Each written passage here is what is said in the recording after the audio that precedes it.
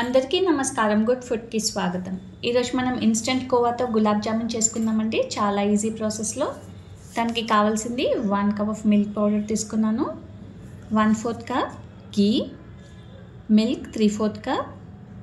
ఇక్కడ మనం ఏ కప్తో మిల్క్ పౌడర్ తీసుకుంటున్నామో అదే కప్తో అన్ని మెజర్ చేసుకోవాలండి. 1.5 కప్ షుగర్ తీసుకున్నాను, 1/2 కప్ మైదా, ఇలాచీ, కొద్దిగా బేకింగ్ సోడా, ఇంకా కేసర్ ఆప్షనల్. మనం మావా చేసుకోవడానికి ఒక కడాయిలోకి ఘీ యాడ్ చేద్దామండి, 3-4 టేబుల్ స్పూన్స్. మిల్క్ కూడా యాడ్ చేసుకోవాలి, మిల్క్ పౌడర్ని కూడా యాడ్ చేసుకోవాలి.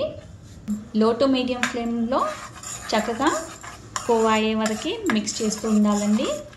ఇది కొద్దిగా లంప్స్ లేకుండా మిక్స్ చేస్తుంటే ఇలా మనకి కోవా కన్సిస్టెన్సీ వస్తుందండి. మరి ఎక్కువగా హార్డ్గా చేసుకోవాల్సిన అవసరం లేదు. ఈ కన్సిస్టెన్సీ కరెక్ట్ అండి. ఎందుకంటే ఇందులో మనం మైదా కూడా యాడ్ చేస్తాం ఇప్పుడు. అప్పుడు మిల్క్ వేసుకోవాల్సిన అవసరం రాదు. ఇది చల్లగా అవ్వడానికి ఒక 10 మినిట్స్ సైడ్లో పెట్టుకోవాలండి.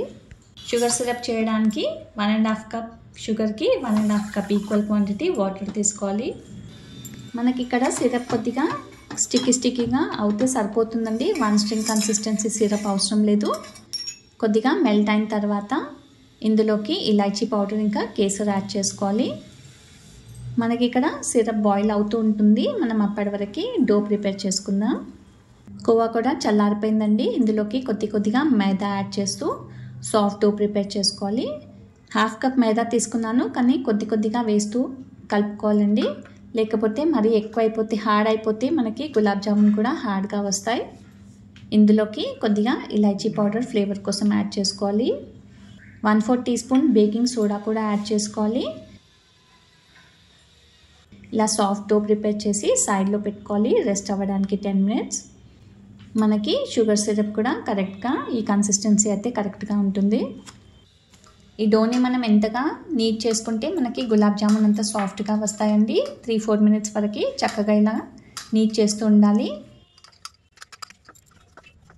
తర్వాత బాల్స్ చేసుకోవాలి. ఇంకా మీకు ఏ సైజ్ కావాలంటే ఆ సైజ్ బాల్స్ ప్రిపేర్ చేసుకోవాలి.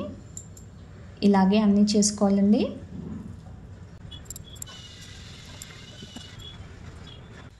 ఇక్కడ నేను 1/2 ఆయిల్ ఇంకా 1/2 ఘీ తీసుకున్నానండి. మీరు కావాలంటే ఓన్లీ ఆయిల్లో లేదా ఓన్లీ ఘీలో కూడా ప్రిపేర్ చేసుకోవచ్చు. ముందుగా ఆయిల్ని మీడియం హాట్గా చేసుకోవాలి. అయ్యాక లో ఫ్లేమ్లోనే వేయించుకోవాలండి గులాబ్ జామున్లు ఎప్పుడైనా. అప్పుడే మనకి ఈవెన్గా ఫ్రై అవుతాయి అండ్ లోపల వరకు కూడా చక్కగా ఫ్రై అవుతాయి. వేసిన వెంటనే కదిల్చకూడదు. కడాయిని ఇలా కదిల్చి కూడా చేసుకోవచ్చండి, అప్పుడు ఈవెన్గా ఫ్రై అవుతాయి. మంచి గోల్డెన్ బ్రౌన్ వచ్చిన తర్వాత ప్లేట్లోకి తీసుకుందాం. ఇలాగే అన్నీ ఫ్రై చేసుకోవాలి. ఫ్రై చేసుకున్న వెంటనే సిరప్లో వేసుకోవద్దండి. 1-2 మినిట్స్ అయిన తర్వాత వేసుకోవాలి.